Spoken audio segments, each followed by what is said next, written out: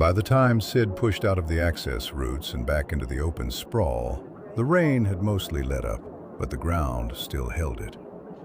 Heat came up through the cracks and vents below and turned everything into a low, drifting haze that hung between levels and followed him as he moved.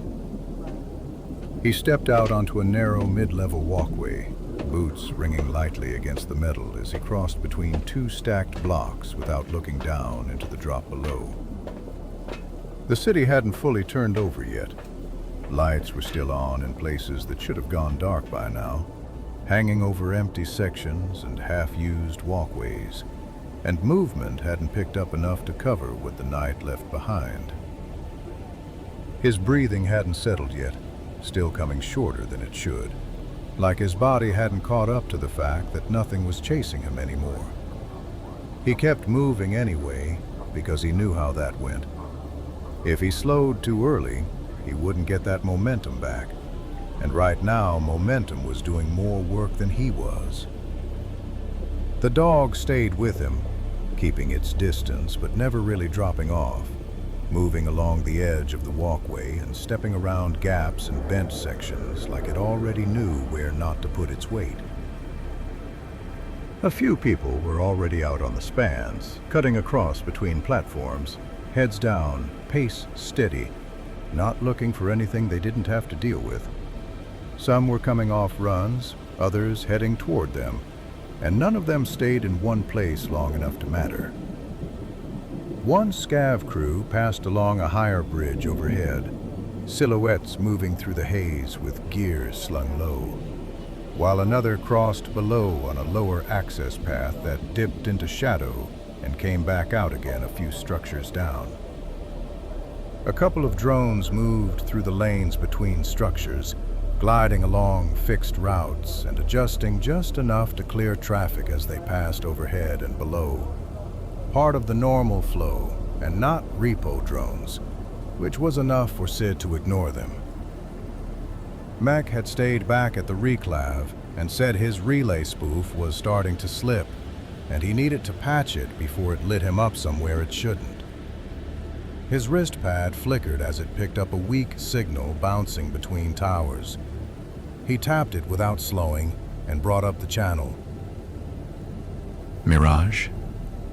Static came back, uneven but not empty. Something was buried underneath it that never quite resolved into a voice. Hey, I'm back. Mid-levels. Sector 17. He gave it a second, but nothing pushed through. If you're around, just hit me. He cut it before the noise could settle in. The Aeterna intake sat ahead, built into a reinforced section of a higher platform where several walkways fed into a controlled entry point. It didn't rise above everything, but it didn't sit in it either, just high enough to stay clean while the rest of the sprawl moved underneath it. Sid slowed a little as he approached, more out of instinct than anything. The dog came up with him, then drifted off on its own near the edge of the access span, stopping where the clean space started without hesitation, like it had already decided it wasn't stepping into that environment. Sid noticed but didn't react.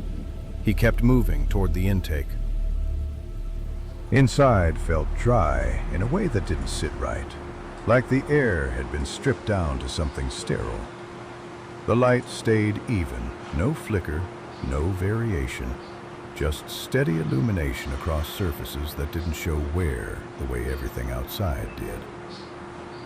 A few other scavies stood in loose positions, spaced out across the intake floor, pretending not to look at each other while still tracking everything that moved.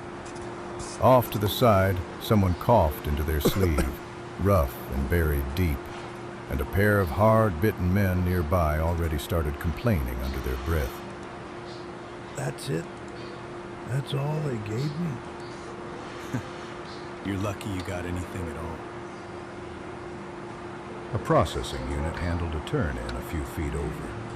It was a narrow-bodied machine with a smooth casing and jointed arms folding and extending with quiet precision as it moved between the counter and the intake slot. Its head stayed fixed, with no visible face, just a dark sensor band tracking movement as it worked through its sequences without pause. It kept the same pace and motion all the way through, with no hesitation anywhere in it, as if every action had already been decided before it happened. Man, that doesn't even cover fuel. It's not supposed to, bro. Sid stepped forward when space opened, producing the core from his sling and gently setting it down on the counter, keeping his hand on it for a second longer than he meant to before pulling it back. The casing still showed the hit it took, a slight warp along one edge that hadn't been there before. He could tell that the Aeterna processing unit wasn't the same one he'd dealt with before, because this one moved quicker and tighter, like it had been tuned to move people through without wasting a second on them. Turn in. Item received. That was all it gave him. But there was something slightly off in the cadence, like the timing didn't sit exactly where it should have. The core left his reach in one smooth motion, without any check or acknowledgement, and there was nothing in the way the unit handled it that suggested it cared what the device was, or what it had taken to get it there. Processing. Please hold. His wrist pad lit up, and for a second, the number looked like it might hold. Full value sitting there just long enough to register before it started dropping as adjustments hit first. Then fees. Then the kind of deductions that didn't even bother explaining themselves anymore. Adjustment applied. Fee structure updated. Outstanding balance. Acknowledged. The thing's phrasing hung a little longer than it needed to, like it reached for something outside its usual pattern, and then corrected back into place. The number settled. What was left barely felt like it counted. Yeah. He didn't ask for details or push back, because there wasn't a version of that conversation that went anywhere useful. Transfer complete. You remain in decent standing. That part didn't sound right. The unit paused a fraction longer than it should have, then shifted its attention past him. Wait a minute. I think you... Next. Step forward. A one-eyed scavvy stepped up from behind him, paper bag of booze still in hand and breath that could probably melt wallpaper. You done or what? Sid stayed there a second longer than he needed to, not expecting anything to change. Nothing did. So he turned and walked out.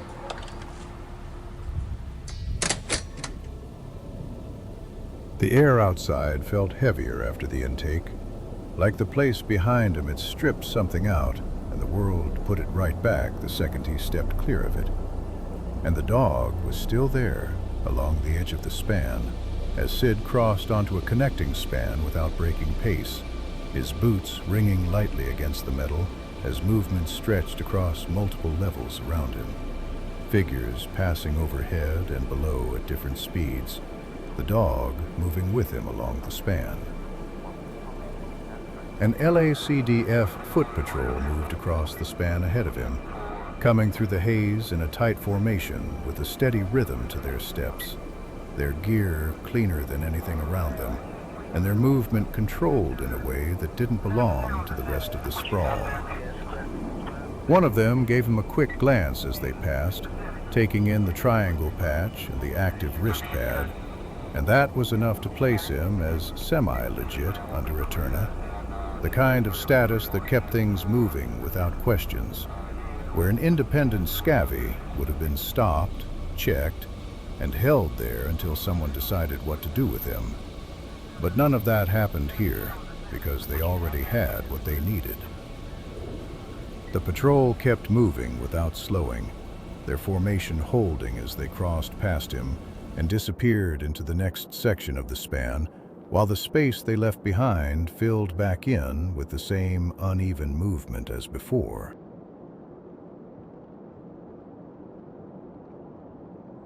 Then an ad ship skimmed overhead, its hull throwing light across the walkways as it passed, the glow catching along rails and broken edges before sliding down into the lower levels, and a hollow ad flickered along its side. It was of a woman built with exaggerated muscle and symmetry, everything about her just a little too precise to be real, the kind of face that reminded him of the Ice Witch without being the same. Just another version of something designed to look right instead of feel real. The vessel's speakers carried down through the stacked levels and into the gaps between structures, pushing genogs like they could turn you into something new, something better. The words kept repeating as the ship passed overhead, the sound stretching out across the layers of the sprawl before fading into everything else. Another airship moved higher up, slower than the ad ship, running a steady route across the lanes above before slipping behind stacked HAB units that climbed out of sight. Sid kept walking, cutting down a sloped access path that dipped off the span and carried him toward the lower market level, the metal under his boots giving way to patched sections and uneven plating as the structure closed in around him. The air thickened again as heat and steam got trapped between the stacked supports, and the noise of the place started to build back up. Voices, movement, and the constant low grind of everything running whether it should or not. For a second, Mirage crossed his mind, and he considered cutting across to her place since it wasn't far, just a few turns and a climb back up through the med block. But he dropped the thought before it went anywhere, because there wasn't anything waiting there that fixed what he was dealing with now. The smell hit before the sign did. Hot oil and thin broth, and meat pushed a little too far. Way lows. Sid turned without thinking about it. The stall sat tucked into the side of a support column beneath the upper spans, half-lit signs struggling to stay alive, steam pushing out in uneven bursts as whatever he had left on the burners kept cycling through. You are late. Wasn't exactly planning on being early. Sid stepped up to the counter and glanced at what was left. The hot and spicy stuff was still rotating under the heat lamps. The same turbo sauce-glazed rolls he usually grabbed, but he didn't reach for them. He looked past them instead. Give me a couple normal egg rolls, Wei. That's it? Why no turbo? Nope. No turbos for me today. Pay credits. Sid paid without checking what was left. There wasn't enough there to argue over anyway. Wei slid the wrapped rolls across without looking up. You look bad. Yeah, and I feel worse. Sid stepped away from the counter and tore one end of the grease-soaked paper open as he moved. The dog was still out along the far side of the lower walkway, keeping its distance, watching. Sid didn't call to it. He just stopped, crouched a little, and tossed one of the rolls toward it. The dog didn't rush. It watched the food for a second like it was deciding if it counted, then walked up, grabbed it, and backed off to eat. Good. You eat up. Scraps. Sid took a bite of the other one and stood there a second, chewing, watching the movement pass through the space around him.